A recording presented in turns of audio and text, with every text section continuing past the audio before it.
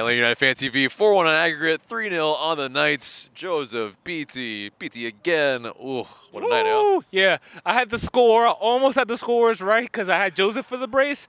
But listen, man, PT, like, he was the man tonight. I mean, like, it kind of goes without saying, but like the start of the game was a struggle for us. It took us a while to break them down, really and truly.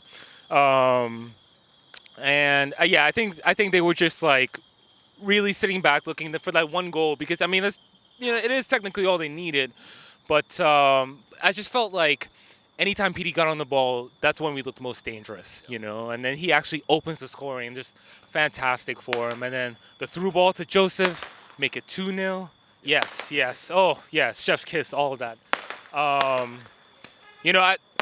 And then he's there to finish off when Joseph gets clattered by the keeper. So, just I'm really happy for him because he had his struggles last year. He took a lot of stick. But I'm just glad that he was able to open his account and like in this round of 16, he was our MVP for sure. So very encouraging sign. I think he looks even better than towards the end of last year when I thought he was. He definitely got better as the year went along last year. But I think he's kind of picked up where he left off. And I mean, I don't know. This is MVP form. I mean, very early days still. Yeah. 2 games, but still, either way, he's been showing a lot more in these for sure. And we talked about it during the match preview that they needed to be more incisive through the middle. Yeah. And what do? They, just beautiful stuff, beautiful interplay. Yeah. And but not a whole lot of service from the wide positions actually though. Right. Yeah. And I will say like I felt like in the beginning they did try to go wide a couple of times, but the crosses.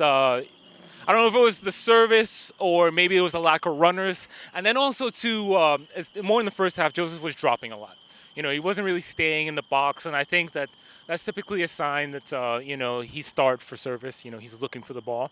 And so I think that maybe if that's one area we could improve on, is maybe that. But, I mean, you could see the intent with the possession play. We definitely held on to the ball. We were patient, and the goals, the opportunities came eventually, and yes, but so, no. I mean, you see it when you pretty much score the first goal. You were already up on aggregate. They have to come at us. Right. They get tired, right. And then that's when it really opens up. Right? Exactly, yeah, and that's the beauty of it. Yeah, if we can get that, I've said this before last year, and it really is the truth for Atlanta United. Like, if we can get that first goal early, like it just changes the game so much for us. So maybe it's a case of figuring out how to open teams up a little sooner, a little quicker. But, I mean, not much to complain about. I mean, 3-0 again, like, and hats off to the defense, really. They didn't have too many opportunities. I think there were limits in what they can do.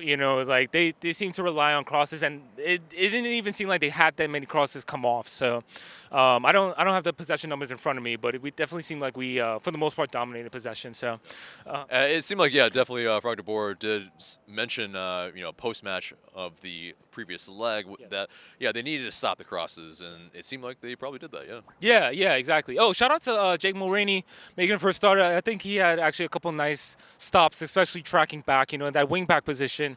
When you're asked to get forward, it can be tough because you do have to run the length of the field. I thought Jake did that pretty well, especially considering it's his first game in a while. It's his debut. Yeah, exactly. So like to put in that kind of shift, I think was good on him. Thought Escobar was pretty solid again. Mesa was pretty solid. Walks, I thought was okay. I mean, like at the end of the day, he's a backup, but. Excuse me. But like playing that position, I thought he did it pretty well. And then, that's the other thing too, like Miles is a big part of how we play. And so I think a backline of Mesa, Miles, and Escobar can work to good effect. The one thing I would say, I still want to see the center backs that are flanking, like the left side center back, right side center back. I want to see them take the space more that's afforded them. I thought that there was some opportunity for them to do that.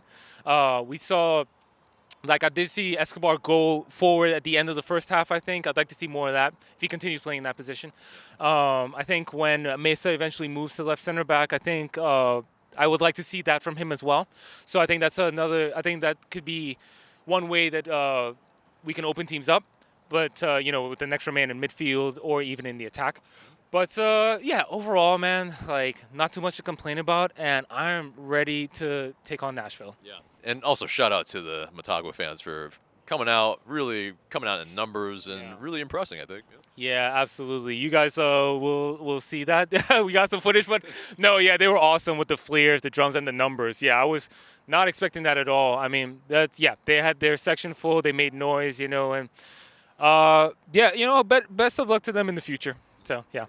Shout out to them. Appreciate it, man. Thank you. Kits on, scarves up. The Atlanta United Block Party, presented by Bulleit Bourbon, returns on Friday, March 6th, taking over the Summerhill neighborhood for ATL's biggest open street celebration of all things Atlanta United. Get your tickets today. Link in the description below.